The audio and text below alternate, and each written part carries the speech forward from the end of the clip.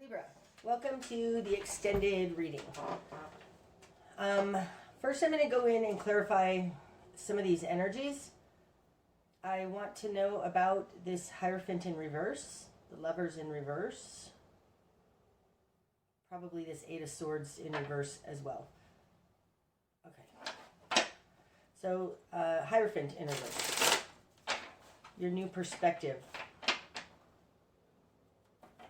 A little more messages on the Hierophant in reverse, please. That doesn't feel right. Hold on.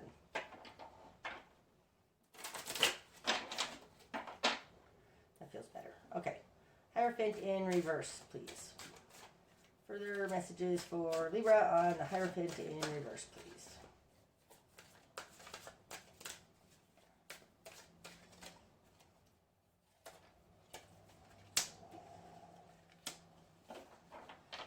We've got ordinariness. That's the Eight of Pentacles. Again, it's upright. It's here. And it's being clarified also by the Mother of Pentacles in reverse. That's called flowering. There's something about this Hierophant, so this marriage or this situation, the society around you, that isn't allowing you to grow, blossom, flower. It's ordinariness in this is just status quo, day to day, but you're not being allowed to flower. So whatever your life has been, it's not contributing to your blossoming. And I think that has to do with the Hierophant in reverse. It feels like almost like you're in jail. Now, you're not actually in jail. I don't believe you're imprisoned. But it does feel like there's a constraint on you from your environment, your society that you're involved with, or your immediate family. Like whatever it is that you're a part of something larger, and it's stifling you. That's your new perspective. Wow. I mean, ordinariness, it doesn't have to be a bad card, but when it comes out with the Mother of Pentacles in reverse, it's like this is not contributing to your good. There's no growth. No growth. There's a rune called Berkana that speaks to this exact dynamic. Maybe that'll come out when we throw runes. Okay. The Lovers in reverse, in what needs to fall away. More clarity on what needs to fall away for Libra, please.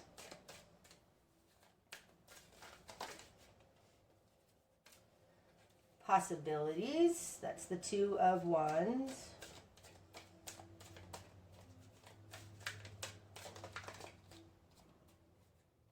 No, I don't want that.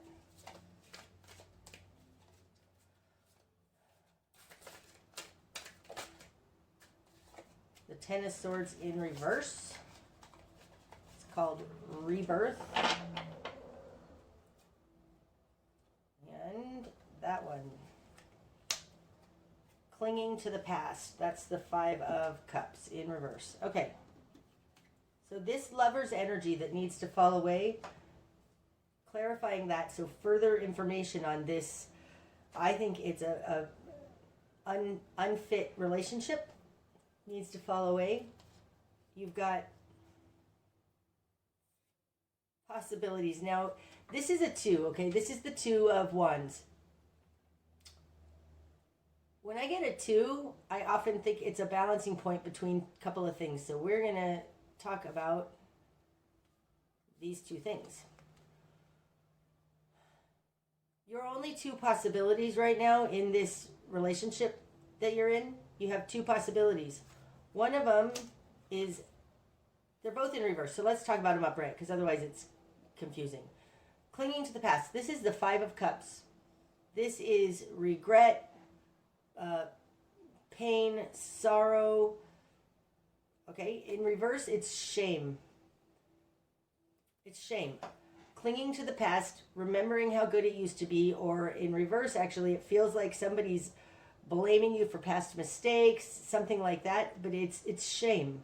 So you can, in this relationship, you have shame and you have betrayal. Betrayal in reverse. Now, this is called rebirth in this deck because the Ten of Swords often speaks to just, an ending, horrible ending, betrayal, stabbed in the back. But it's accumulation point and an ending to that. You have it in reverse. I don't think that this speaks, this clinging to the past, Five of Cups in reverse, very much feels like gaslighting. So in this relationship, your two possibilities are more of this betrayal, more of the same, not ending this betrayal, and shame.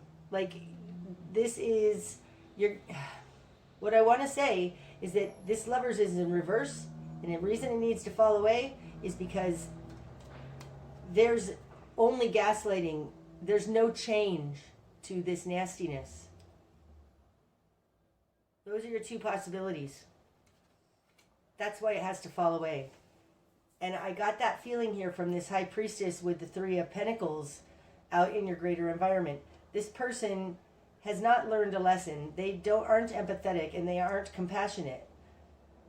They're holding on because this is their family or their status quo or their comfort zone. That's why they're holding on and fighting for this. It's not because they've suddenly had an epiphany on a compassionate level and understand love now. They haven't. Okay. 8 of Swords in reverse, please, here. Sorry, I'm being called to this Fool card in reverse. I think I want to probably go into both of these, but I want to go into the Fool card in reverse first. This is in your will and desire. Why is the Fool card in reverse in your will and desire? Fool card in reverse in what Libra wants. More clarity on that, please. I want this one. Ooh, innocence. That's the Sun card in reverse. Okay. And slowing down. That is the Knight of Pentacles. And I want another one. Whoa! 2 more. Projections, the Seven of Cups in reverse. We have the Seven of Cups here upright. And the Ten of Cups in reverse. Okay. Okay, so the Fool in reverse, you don't want a complete new start.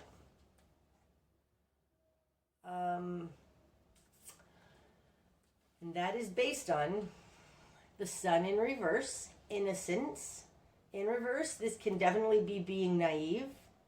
Like there is a lack of understanding here. Okay?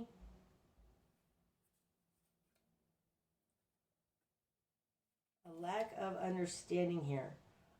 You don't want to be hasty. You don't want to throw the baby out with the bathwater. That's this page, Knight of Pentacles. Okay? You want to slow down. You don't want to be hasty. That feels very much exactly why the Fool is in reverse. You don't want a new start because you don't want to be hasty. You don't have full understanding and you want to have full understanding on it, okay? Then it comes out with the Seven of Cups and the Ten of Cups both in reverse. Projections. This is an energy very much in this deck like the Lovers that I was talking about. It's like projecting upon each other what we want to see. It talks about not having clear vision, not having clear understanding, and that is echoed here in this Sun, innocence in reverse. I feel like there's a misunderstanding, a naivete, and so you want to slow down so you can understand these things. Projections and harmony. I don't think that you realize how unhappy you are, Libra.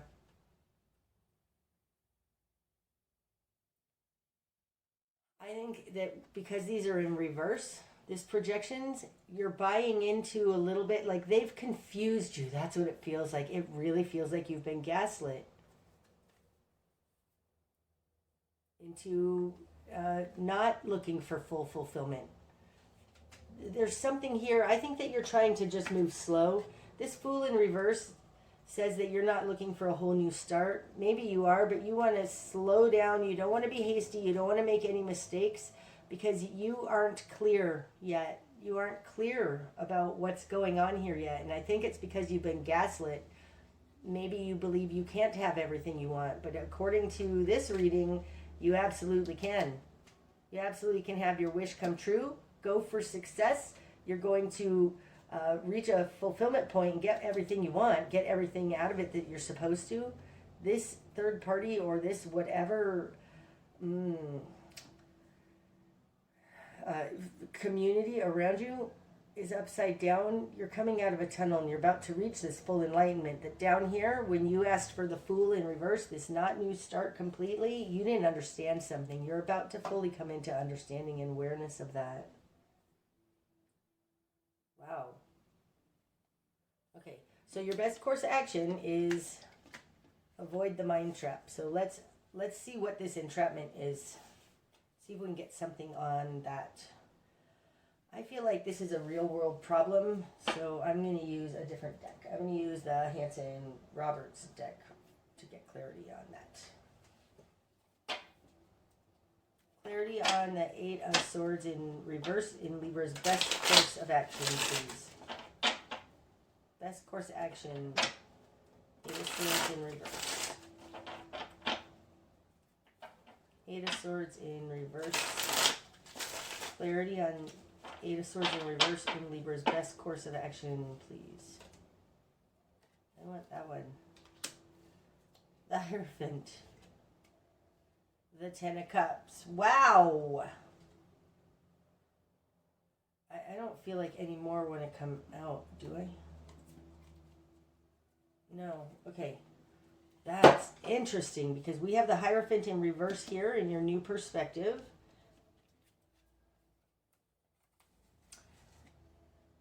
This mind trap, this trapping,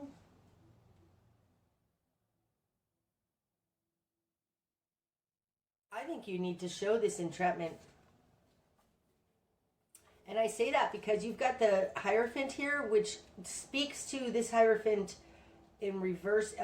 It already came out. This feels like a judge, a higher power, something, not a higher power, a higher authority. I really feel like you're dealing with child services or a court or something.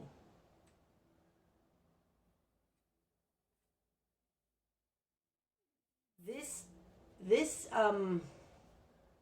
authority that you go to is going to understand what's best for the family because that's the Ten of Cups and it's upright. Both of these are upright. So I think your best course of action is to show that you've been trapped. You've been entrapped. This feels a little like, slightly in the same context as Britney Spears' situation with that conservatorship that she was stuck in. I think that, it almost feels like a coercive control. But I think that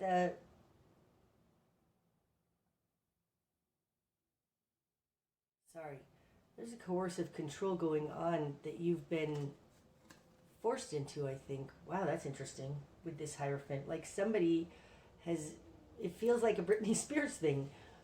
I do think though that you need to show this coercion, this gaslighting.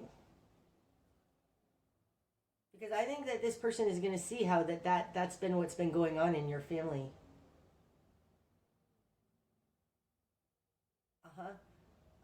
Speak about it. It looks like speak about it. Okay.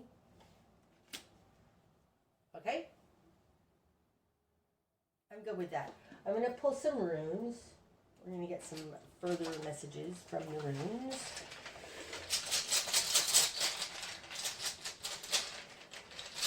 More messages for Libra, please.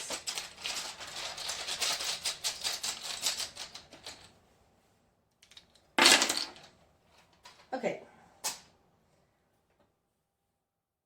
Up here. This is Tewaz. Sorry. This is Algiz. Now, you have it in reverse, but that's okay, because Algiz, upright, and reverse are both very positive. They're just different meanings. So, upright, Algiz is reaching higher, expanding. It's a very Jupiter kind of energy, reaching into higher realms. When it's in reverse, it's being grounded. And it's falling on here to clarify your world. I think that your world is being grounded. I think you're going to be given the opportunity to give yourself some stability in the world through this ending. That's awesome. Okay, here.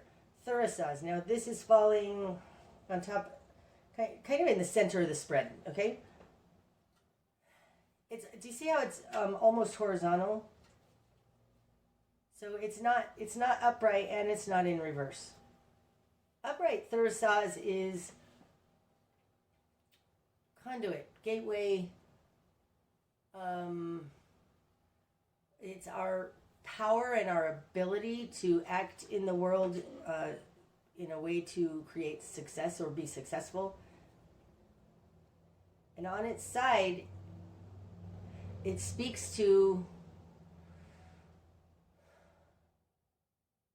not being aggressive. Okay, so that would make sense. Not being aggressive. There is something here about being loving. It seems to me to just show this entrapment. But don't be attacking. It's in this not attacking, maybe just exposing. But don't attack the person. Like, you can say, I've been loving, they have crooked thinking, and the environment around you, I think, is going to uphold that and understand that, hold your network, okay? But don't attack the person. Don't make anything up. Definitely don't be dishonest, not with Thurisaz here, because it's similar to this rune. This is Tewaz, the one that I almost said here. It's also directly horizontal and on its side. This is a spiritual warrior. It's also justice. I would liken it to the justice card. And again, it's directly on its side, clarifying this 6 of Wands. I think your success is not going to be coming out of being attacking. Do not attack. Don't be passive, but do not attack. That's what these two say. Okay, here on top of, it's falling on top of this Hierophant in reverse. Barely touching these clarifiers. I think it's on the Hierophant in reverse. It doesn't matter if it was on its side or upright, because this is Yera, which is basically the Wheel of Fortune. Things are turning. Things are changing. If you've gone to court or something before, Hierophant in reverse, and didn't get what you want, feels like that, didn't get what you want, the wheel is starting to turn in your favor. It's now time for you to get what you want. And I think that speaks very much to this 9 of Cups coming out next. Try again. If you've tried before, try again. It's time. Things are changing in your favor. Here, on top of this 8 of Swords in reverse, I'm so glad one came out on there. We're going to clarify that. And Sue's in reverse. Now, and Sue's upright. This would be very much like a High Priestess energy. And you've got it in reverse, which is interesting because we have the High Priestess here in reverse in your greater environment. Okay, this does say that what you need to show here about this marriage, your family, okay, is that this person, because this Ensu's is the same as this High Priestess, I think that you need to show that this person is not kind, not good, and is actually probably dangerous for you. Either way, they are not being loving. It's more than that, though. They have no good intentions. They have no connection. It's very narcissistic. Show the ways in which this person has harmed you, is entrapping you. And also, because I'm seeing these two, the ways in which whatever rule you've been put under with this Hierophant, whatever contract you are subject to, is not it's not in the best interest. It feels like it's harming this family. It's not good. It's not right. It feels like it's not right. But this for sure, what you need to show, this entrapment, is definitely coming from this High Priestess in reverse out here, because that's the same thing. Okay, and then lastly, what's this one? This is touching the Six of Wands. It feels like this butterfly is moving up into it, like this is some sort of an expansion of that. Oh, that's interesting. Haha. This is Othilla, and Othilla speaks to karmic history, ancestors, the Akashic records, past lives, soul connections, things like that. So this falling here, this tells me that this is part of your soul mission to come in here and succeed over this.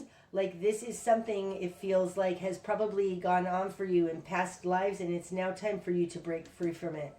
And it's actually destined for you in this lifetime, part of your Akashic records, to gain success over this. Wow, that's awesome.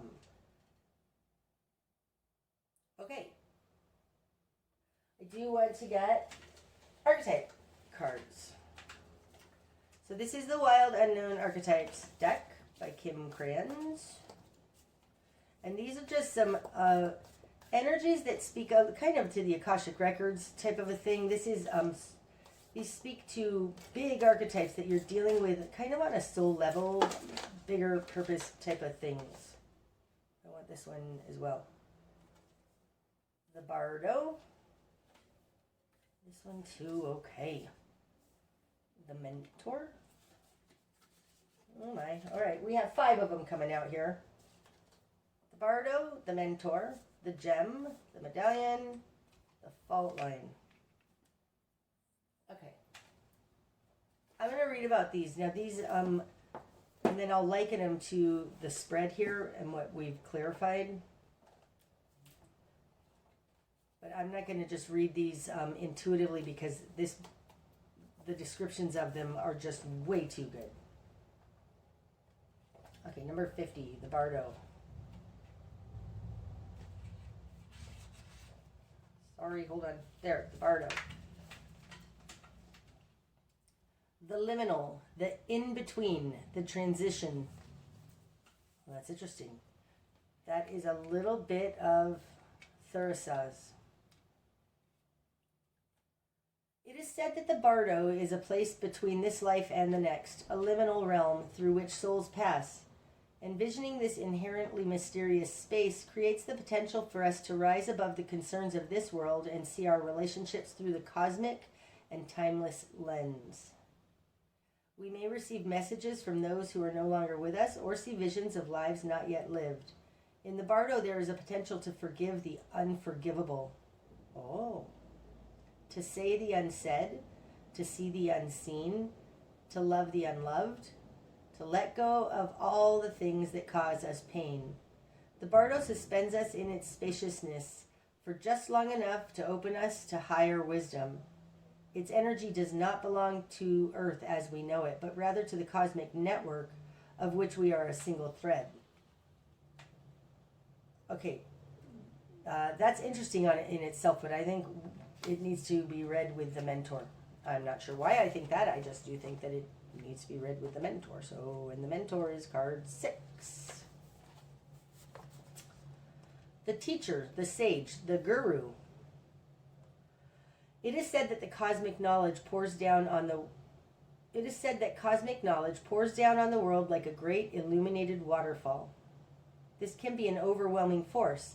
The true teacher, though, is said to be able to hold this flow of wisdom at bay while the student sips from a focused stream.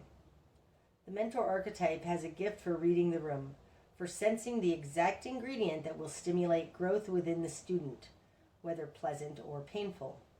The mentor may appear aloof or available, harsh or tender, humorous or rigid. Their gift is to know what serves the soul. Ultimately, the mentor is in service of the greater cosmic good and aids in the elevation of consciousness. Anytime the mentor forgets this humble link and mistakes themselves for the source of enlightenment, the archetype falls into shadow. I do think that these are related. The bardo. So this is the hallway. It's the middle. It's like being on hold.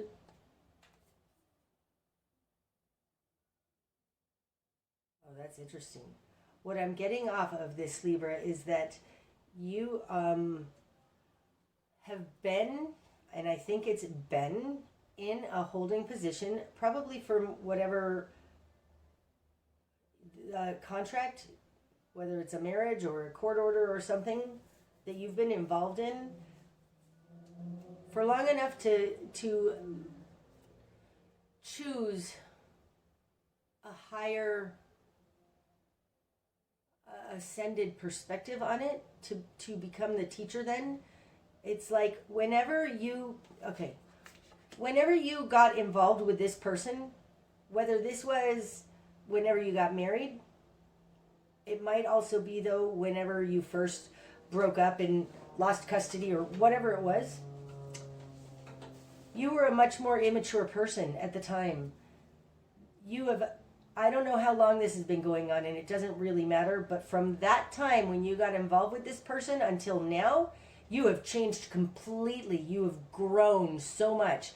You're exiting this hallway, this in-between time, and stepping into a completion point of this. But the mentor is more that now you understand.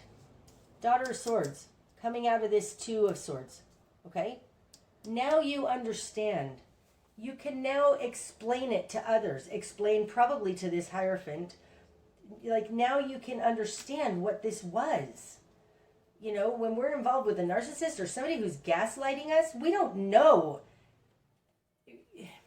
We don't know. There is something very unenlightened in this environment that happened to you, and now you understand. And you can come out now and explain it to others. And I think that this Yara is saying, yes, absolutely, it's time to do that. So whatever happened in your past, know that here with this Innocence in reverse, the Sun card in reverse, and I said, I think there was a naiveness about that, a naivete. You didn't know better, and I think you know better now. Okay, the gem. This is number 56. The gem.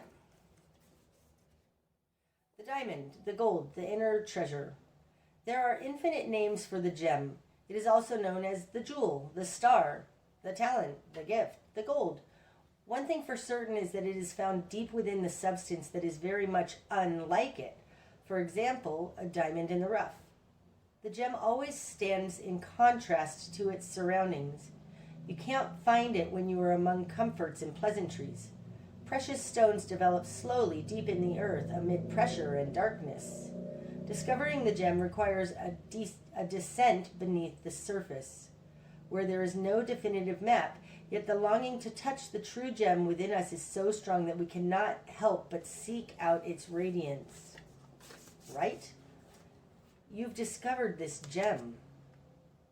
It's so interesting because this is a wish come true. This is individual fulfillment.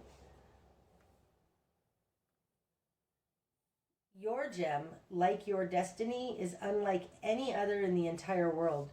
Keep digging. Okay, the medallion. 59. The amulet, the talisman, the heirloom. The passing on of sacred objects is an ancient ritual within families, between lovers, in tribes, across the globe. We gift jewels, treasures, keepsakes, and mementos of all kinds, some of great material value, others that hold emotional resonance, and still others with both. Yet when these gifts are bestowed upon us, it is important to recognize that they may bind us to an unspoken agreement or promise. When the medallion card appears, be aware of how the objects you hold dear may be embedded with unconscious energy or expectations. Materials hold consciousness, and it's time to reconcile the vibration of the objects around you. What do you covet and collect? Why? Is there an object you have held onto for years that you are ready to release? Perhaps it is time to reach for the medallion that aligns with your deepest values. You know, this combination is super interesting to me. The gem, the medallion, and the fault line, especially because the gem was talking about, gems are formed deep in the earth from heat and pressure in the darkness. The medallion here has a hand. It's like it's reaching for this gem. And the fault line, I'm going to read it, but it feels like that there's been a crack now, maybe from this tower in reverse, where you can reach in now and get this gem. That's what this looks like to me. You've got a gem, you're going to reach towards it because there's a crack now where you can see. It's like you've got enough space from whatever this situation was, that you have been in it long enough to forge this gem, but now you can also reach it. So let's read what that fault line is. That is number 49.